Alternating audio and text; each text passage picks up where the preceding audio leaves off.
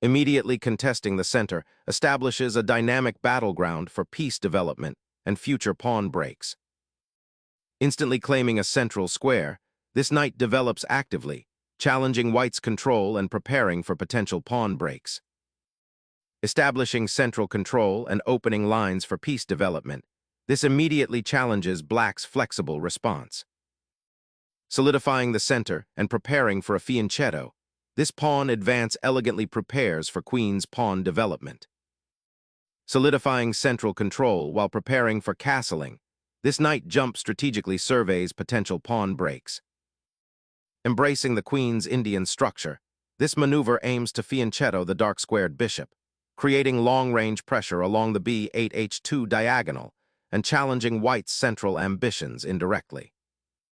Solidifying central influence, nc3 readies for potential pawn advances and aims to restrict black's queenside expansion.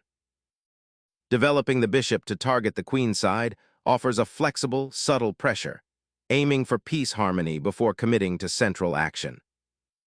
Developing the bishop to g5 immediately pins the knight, aiming to disrupt black's pawn structure and create potential tactical opportunities down the line. Solidifying development, this piece assumes a watchful post, preparing to support the center and potentially eye the queenside. Preparing to castle and solidify the center's pawn structure, this unassuming advance subtly sets the stage for future king safety and potential queenside expansion. Introducing a knight to e4 here disrupts white's comfortable central grip, forcing an immediate decision regarding the knight's fate and potentially creating future weaknesses. Striking the knight now clarifies the pawn structure, opening the e-file for potential future pressure and simplifying the board by removing an annoying defender of black's central ambitions. This exchange offers white a slight spatial advantage and simplifies black's queenside development, which was centered around the bishop on b7. Liberating the bishop from its pawn chain, this capture instantly rebalances the central pawn structure and frees up squares, potentially enabling future queen activity along the open diagonal. Preparing for a robust queenside expansion, white simultaneously bolsters their central pawn structure, hinting at potential king safety concerns for black should this light-squared bishop become a persistent nuisance. Bringing the king to safety is paramount. This castling maneuver shores up the monarch's defenses, creating a cohesive structure and preparing for potential central pawn advances. Developing the bishop to d3 squares off the long diagonal, reinforcing control of the center, and preparing for potential pawn pushes, while also keeping an eye on the kingside for any defensive lapses. Initiating a swift attack on the white king's safety, this check forces white to address the immediate threat, potentially disrupting their developing coordination and creating opportunities for black to further exploit the exposed king. Prioritizing king's safety above all else, white tucks their monarch away behind the pawn wall, aiming to consolidate and prepare for the middle game battle that's sure to ensue after black's active bishop check. This king repositioning frees up the c1 bishop and potentially allows for a queenside castling later if circumstances permit, while simultaneously denying black any immediate tactical annoyances around the king.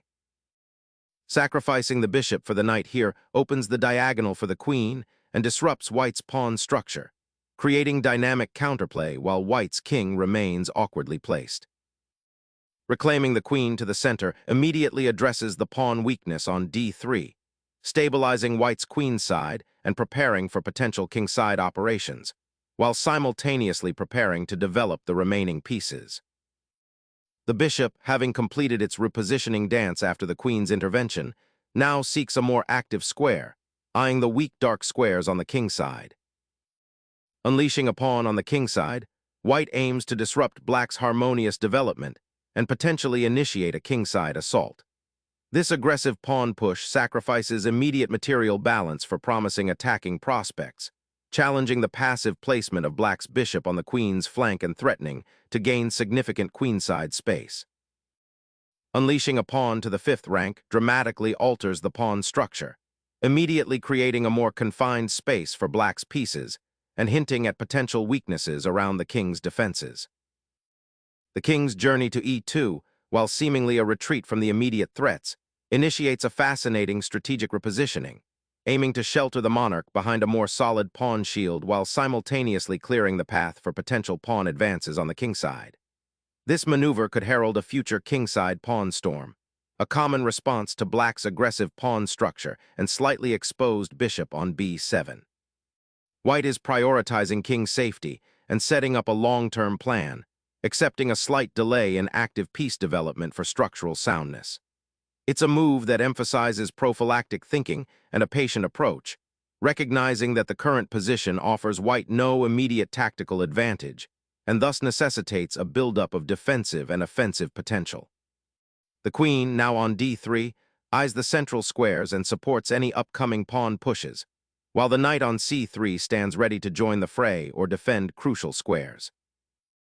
Reinforcing the central pawn structure is a priority here, aiming to create a more robust pawn chain and free up the bishop on c8 for active participation. Unleashing a pawn storm, white immediately challenges black's central control, creating a dramatic shift in the pawn structure and opening up attacking avenues on the kingside.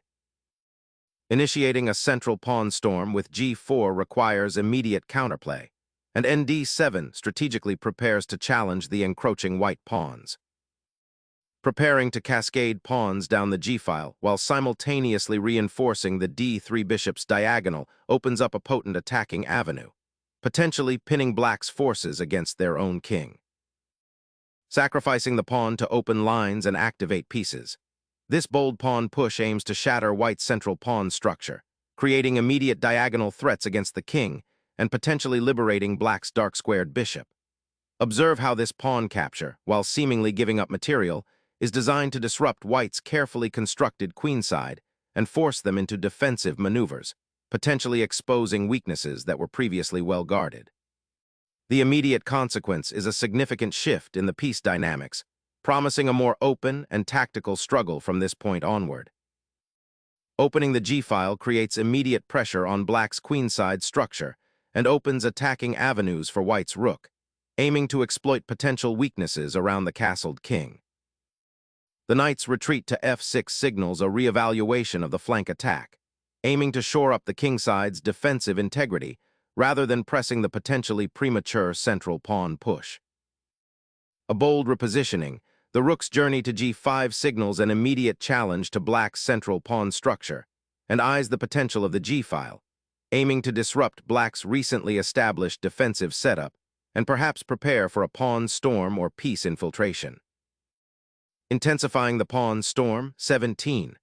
qd7 shifts the queen to a more active square, eyeing the potentially vulnerable kingside and preparing for future operations along the d-file. Aggressively opening the h-file, white aims to destabilize black's kingside, potentially creating immediate threats against the castled monarch. A bold sidestep to the king's flank, this knight's retreat to e8 is a tactical detour aimed at repositioning for an assault on white's pawn chain or potentially reinforcing the kingside. It abandons the central fight for now, hoping to re-enter the fray with greater purpose, perhaps aiming for g7 or directly challenging the queen's pressure. The rook retreats to the second rank, creating a protective screen for the king while simultaneously preparing to contest the g-file. This repositioning offers a flexible defensive posture, ready to respond to black's aggressive pawn push and potential piece infiltration. It also subtly hints at a future rook lift on the second rank, a common maneuver to activate dormant pieces and build attacking potential from an unexpected direction. Consider the long-term implications for piece harmony. This quiet consolidation might be the prelude to a more dynamic phase of the game. Black initiates a dynamic pawn thrust, aiming to shatter white's queenside pawn structure and potentially open lines for the rook on the b-file, creating immediate tactical possibilities while simultaneously attempting to gain central influence through piece maneuvering. Unleashing a powerful pawn storm, white aims to shatter black's queenside stability, creating immediate tension and potentially opening lines for attack. Black surrenders crucial central space in exchange for a momentary pawn capture, a decision that could lead to queenside confinement later. Unleashing a pawn storm on the kingside, this advance seeks to pry open lines against the black monarch, aiming to exploit the relatively passive placement of black's pieces, particularly the knight on e8, and create immediate attacking chances through shattered pawn structures. Black immediately counterattacks along the 7th rank, aiming to disrupt white's pawn structure and potentially create threats against the g2 rook. This aggressive placement forces white to reconsider their attacking intentions on the king side. A bold repositioning, this bishop retreats to a more active diagonal, aiming to support the e-pawn and potentially launch an attack down the a2-g8 diagonal should the opportunity arise, all while keeping a watchful eye on the d6 pawn. This pawn push aggressively probes the queen side, seeking to unravel white's pawn structure and create counterplay on the open c-file, though it risks weakening the pawn chain's integrity. The queen's excursion to e4 immediately challenges the pawn chain, aiming to disrupt black's newfound central control and probe for weaknesses around the e8 knight. This bold repositioning could initiate a tactical skirmish on the queen side, exploiting the open c-file and potentially creating threats against the black king, now somewhat exposed by the advanced f-pawn. Alternatively, white may be preparing to regroup, bringing the queen back to a more central defensive post while simultaneously pressuring black's knight on e8. The tension on the c5 square is palpable, and key 4 presents there forces black to make a decision, potentially sacrificing material for positional advantage or simplifying into a less dynamic position. Unleashing a powerful queen sortie, black aims to disrupt white's aggressive pawn thrust and exploit the open files. This daring maneuver immediately challenges the center, creating tactical complications and forcing white to reevaluate their attacking posture. The queen's presence on d5 not only threatens potential discovered attacks on the d-file, but also eyes the weakened dark squares around white's king, potentially preparing for a more active role in the middle game skirmish. Aggressively rerouting the queen to the queen side, this maneuver aims to challenge black's recent expansion and potentially initiate an exchange, simplifying the position while eyeing the vulnerable b5 pawn. Here, black unleashes a furious pawn storm, injecting chaos into white's previously solid position and aiming to shatter the central pawn chain. Unleashing a pawn storm on the queen side, black's bold advance has created a powerful pawn chain and opened the c-file, but it also leaves their king with significantly fewer defenders and creates potential weaknesses on the light squares.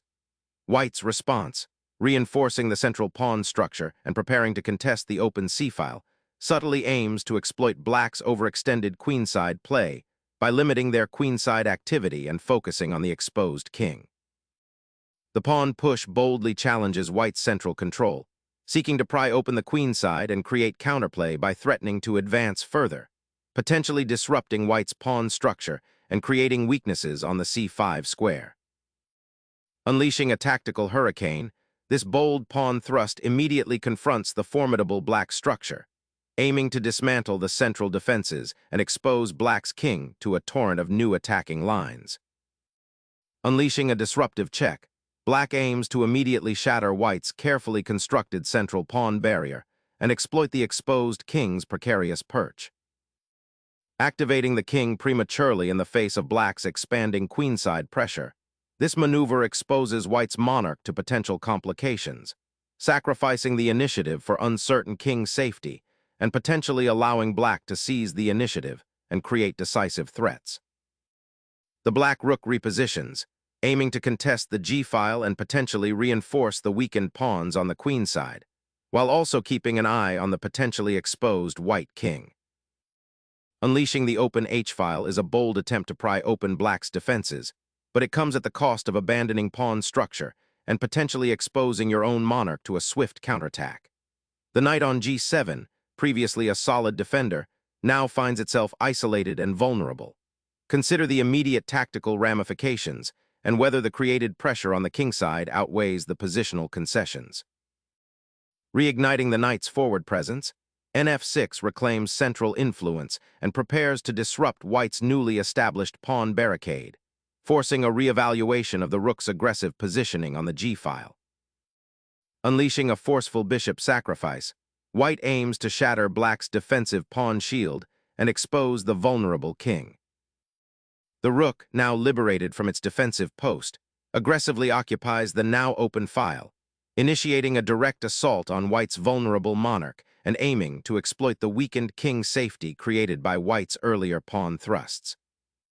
Unleashing a direct assault on the vulnerable Black king, this piece sacrifice rips open the defensive structure and forces immediate critical decisions. A desperate kingside sacrifice aiming to disrupt White's monarch and hopefully escape with material or initiative. The knight's foray onto the third rank, though seemingly aggressive, ignites a complex sequence where Black gambles for counterplay, hoping to pry open lines against the exposed White king which has moved several times, and this pawn push is an attempt to forcibly create weaknesses and create mating threats. The White king's desperate retreat to the corner exposes it to a brutal storm of Black's attacking pieces, leaving it perilously vulnerable as the initiative shifts dramatically towards the Black forces. Seizing the open d-file with the queen immediately, this check not only forces the White king into a compromised position, but also prepares to exploit the discovered attack potential on the rook should the king move. The king is exposed and desperately seeking shelter, but the advancing pawns of White offer no solace, creating a dangerous open landscape. A desperate attempt to exploit the open king's escape route, forcing a sacrifice to disrupt White's attacking formation and potentially open lines for a counterassault. Exposing the king to such immediate danger, this impulsive advance gambles on a swift checkmate, overlooking the potential for a devastating counterattack along the open files. Sacrificing the king signals a desperate attempt to disrupt White's powerful initiative, aiming to unravel the intricate pawn chain and potentially create chaos around the exposed monarch. The monarch ventures out, a risky gambit against a compromised defense.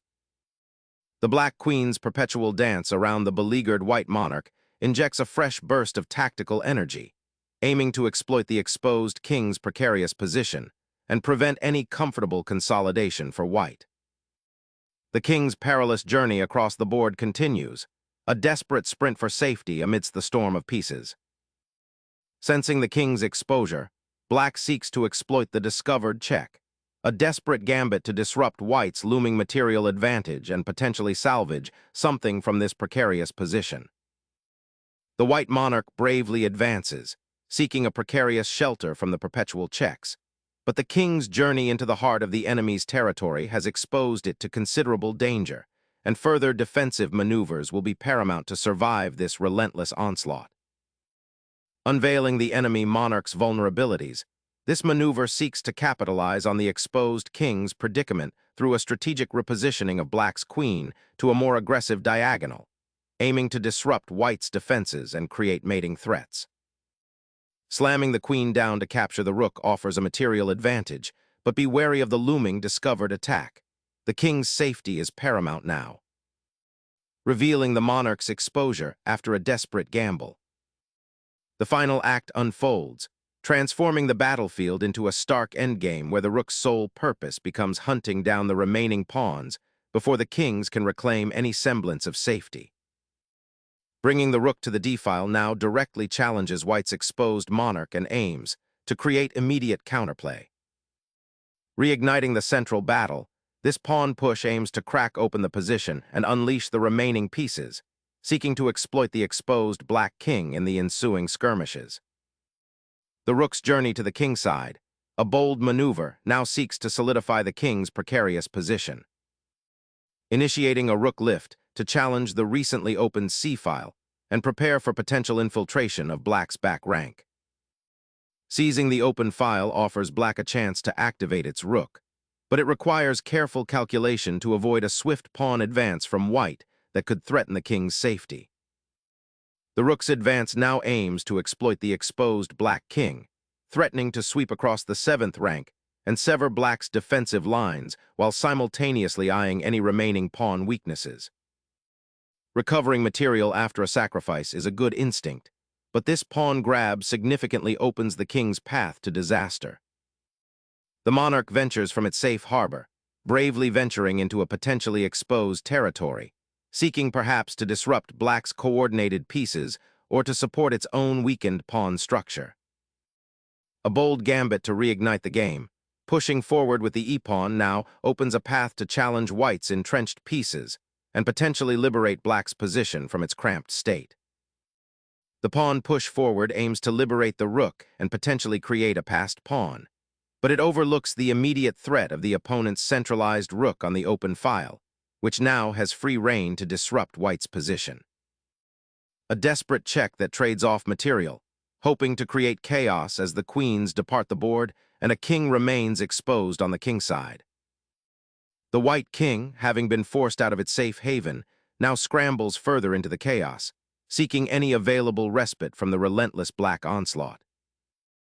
Opening the queenside offers a glimmer of hope by activating the rook, but the king's exposed position on the open ranks, a consequence of earlier pawn pushes, remains a significant vulnerability that the opponent's remaining pieces can exploit relentlessly. Pushing the monarch into the fray, a bold attempt to exploit the open lines. This is a brilliant desperado tactic, sacrificing the rook to create an unstoppable passed pawn and force a draw by perpetual check. White's king is hopelessly exposed, and black's queen is a powerful piece in the endgame. The king's escape square on h5 is now covered by the rook, and the queen on g5 will deliver checkmate if it can evade capture. It's a beautiful demonstration of how to fight for a draw even when down material. Unleashing the king in this precarious endgame, white courts danger by inviting checks, but aims to disrupt black's coordination and create unexpected escape routes. Relocating the king to the 8th rank aims to secure it behind the pawn chain, a wise decision given the opponent's remaining rook and bishop activity, while also preparing to defend the 7th rank. The promotion of the pawn to a queen signifies a decisive turn, transforming a hard-fought advantage into overwhelming material superiority and initiating the final stages of this endgame. That rook promotion fundamentally alters the pawn structure and initiates a desperate endgame where black must rely on piece activity and his remaining pawns for counterplay. The white king cautiously advances, stepping into the center to claim its share of the spoils after the pawn promotion, a decision born from the immediate material advantage and the necessity of a secure royal presence in the simplified board state. The rook embarks on a perilous journey across the board, its destination uncertain. The white king, seeking refuge, ventures into the fray, hoping to disrupt black's encroaching rook and support the pawns.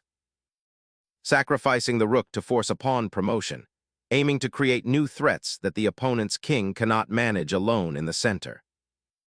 A crucial decision point arises as the king steps onto the e5 square, a bold but potentially precarious positioning that eyes the promotion square with intent, while simultaneously leaving itself exposed to further checks and the relentless pursuit of the enemy rook. Shifting the rook to the queenside now opens up potential lines for counterplay, forcing white to consider how to utilize their passed pawn effectively without leaving their own king exposed.